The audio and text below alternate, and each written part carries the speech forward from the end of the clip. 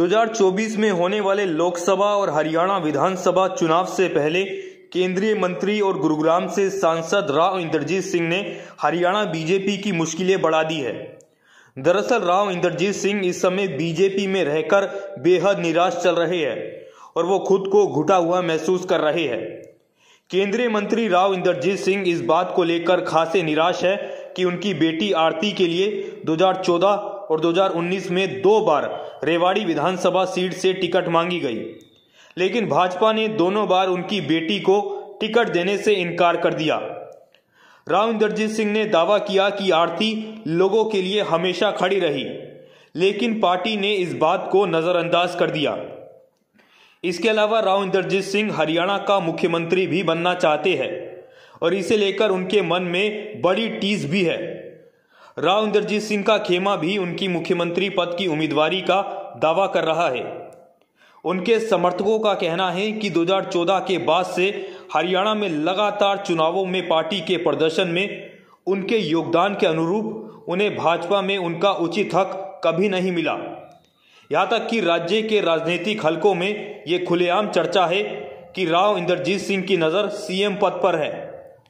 हाल ही में राव इंद्रजीत सिंह ने यह तक कह दिया था कि इसमें कोई संदेह नहीं है कि दक्षिण हरियाणा के लोगों ने कई मुख्यमंत्री बनाए हैं और बिगाड़े हैं। 2014 में अगर हमारे लोग एकजुट नहीं होते तो भाजपा सत्ता में नहीं आती।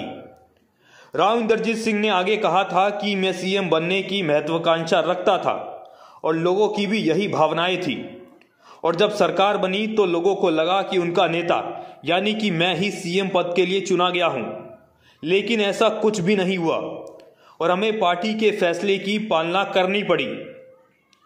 राव इंद्रजीत सिंह की नाराजगी बीजेपी के प्रति इतनी ज्यादा बढ़ गई है कि उन्होंने अलग तरीके से अपनी ही पार्टी के खिलाफ अब मोर्चा खोल दिया है। दरअसल सीएम न बन पाने और बेटी को भी टिकट नहीं मिलने के बाद अब राव इंद्रजीत सिंह ने फिर से दक्षिण हरियाणा के अधिकारों और विकास के लिए अपनी मांग तेज कर दी है। केंद्रीय मंत्री राव इंद्रजीत सिंह का ये कदम ऐसे समय में आया है जब सीएम मनोहर लाल खट्टर ने हरियाणा एक हरियाणवी एक का नारा देते हुए दावा किया है कि उनकी सरकार पूरे राज्य में बिना किसी भेदभाव के समान विकास कर रही है। बता दें 5 बार के सांसद और 4 बार के एमएलए राव इंद्रजीत सिंह खुद को दक्षिण हरियाणा की राजनीति के एक प्रमुख चेहरे के रूप में पेश कर रहे हैं। अपनी रैलियों में वो कह रहे हैं कि दक्षिण हरियाणा को अपने खोए हुए राजनीतिक अधिकार वापस हासिल करने होंगे।